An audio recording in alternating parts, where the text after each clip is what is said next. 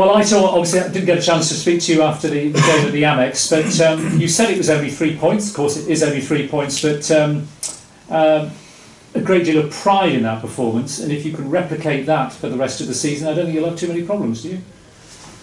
I think it was a really good performance because the first thing it was against a team which hadn't lost one game at that moment. It was a good performance because our previous experience against a top table team, against, for example, like Hull, we lost, and maybe someone had some doubts about us, and for that reason I think after the game on Saturday, everybody now again knows that Middlesbrough is a really good team, and we are at the top of the table. That for me is good, because it seems that we are doing something well, but again, I would like to be in that position at the end of the season. Over the festive period, 26th, 28th, January the 2nd, you've got I think 2 home matches and 1 away match starting at Blackburn. That's going to be a difficult game, isn't it? Yes, of course, always in this league, but I am confident because the atmosphere, especially in the changing room, the players are really good, and I can't feel that they are not so motivated, but they are really pleased because they are at the top of the table, or they are excited. I think they are, and they know how difficult has been to take that position. So for us, it's now time to keep going. Now we have a tough game against Blackburn on Saturday, and after that game we can start to think about the game on Monday. When you look at a festive programme, those 3 matches, they're all difficult games, I know, in the Championship, but would you say that Blackburn Sheffield Wednesday derby is reasonably tough? Of course, because again, if we look back 10 days ago, we had Birmingham, Burnley and Brighton, and after those games to finish that week with 7 points, and especially with the performance that we had against Birmingham the first 30-35 minutes, it was perfect. But again, now you go to Blackburn and you lose the game, and they will win, and who will win, and everybody win, and again the table is going to be tight. So we have to be focused in our games, and we have to keep going, and we have to think about ourselves.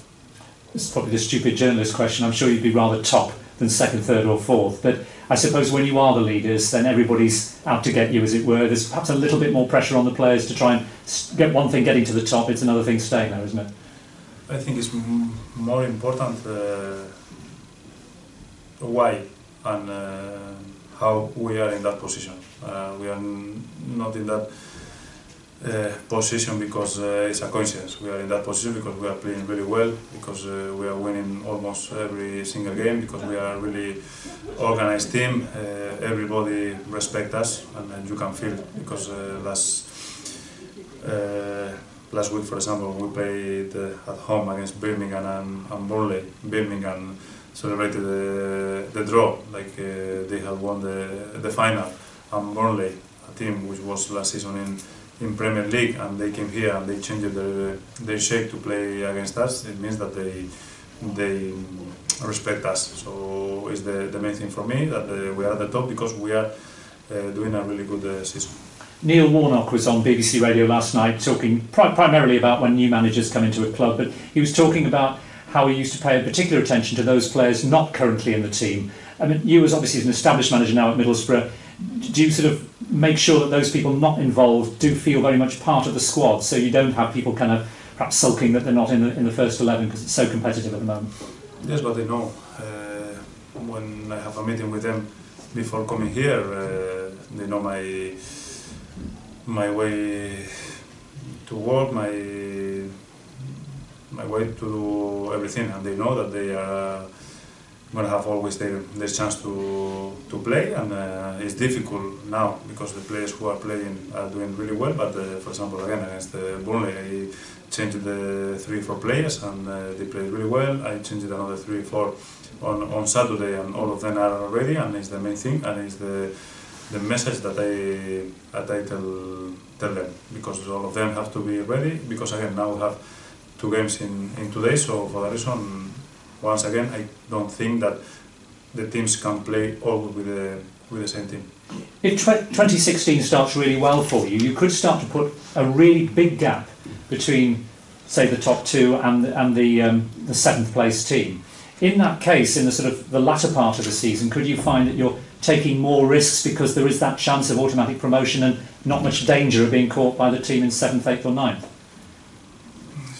Again, you know me, and I don't want to think what's going to happen if we open the gap, or I think about the Blackburn game, because if we keep winning the games and we finish the next week with 7 or 9 points, the gap is going to be open. So for that reason I prefer to speak about Blackburn, because everything can change. You win or you lose. So for that reason we have to think about ourselves again and keep going in the way that we are playing, because I think, if not wrong, that we are now 7 points better than we were last season.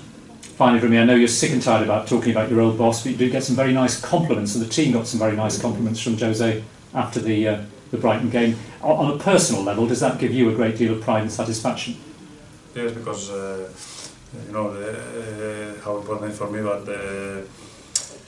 the best manager in the world says that he likes your team is nice, but it's true that he's my friend, so I don't know if it's 100%, but no, he said that he liked a lot the team, and it's not the first time, and I know him, and for that reason I can understand that he likes this team, because this team is really, really organized. You won't tell us what they are, but has he given you any killer tips for the rest of the season? Any sort of big, really good tips, tactical tips for the rest of the season?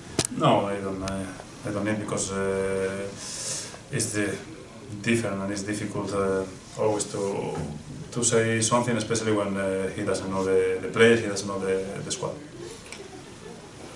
Okay, I think he's asked most of what I was going to ask anyway, but just one more. Looking ahead to Sheffield Wednesday on the 28th, they're having a good season. What do you expect when they come here?